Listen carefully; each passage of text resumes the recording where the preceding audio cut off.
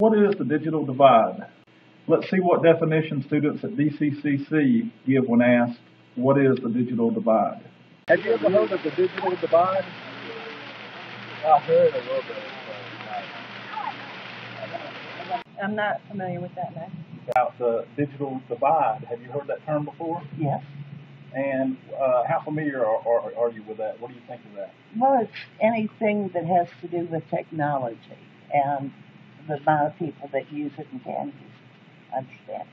Communication technology for development defines it as the gap or imbalance that exists between those who have access to information and communications technology and also the unequal access of resources.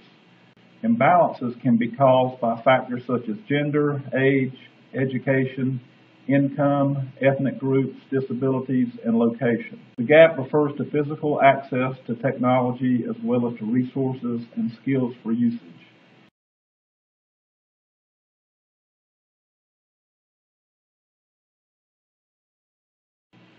Approximately 73% of all Americans 18 years and older are online, but only 35% of those people are 65 and older, and only 53% of those people only have a high school education for a household income of less than $30,000 per year.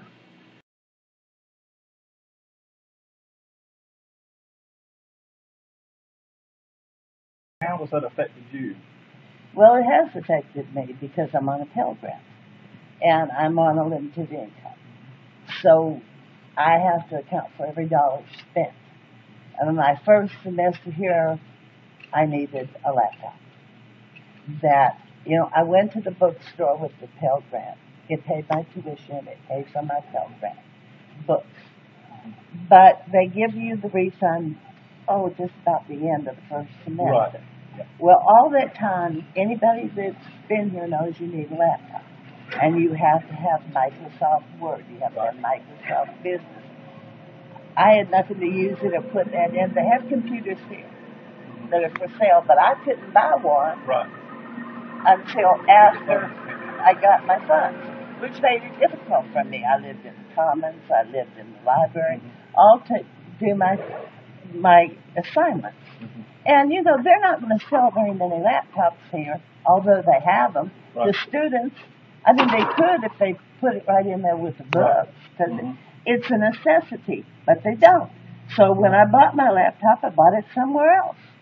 So That's just, to me, it doesn't make good sense. It's not common. And until then, you had to use what resources you had. You had to go to the Learning Commons. And go to the public library. Public library. And that limits your hours because, they're only going to be here till 6 o'clock at night. Right. And the library is only open until a certain time.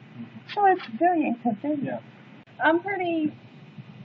My family helps me a lot. They've helped me get my laptop for school purposes, and they help out a lot with that. But if it wasn't for my family, then no, I would not have a laptop or a cell phone. So, if it wasn't for that, you would be behind.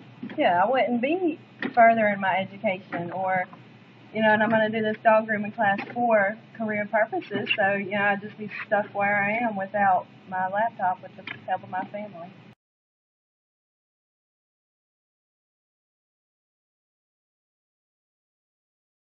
I didn't know anything.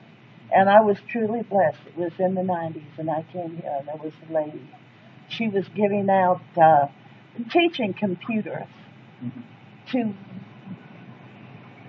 people that were older.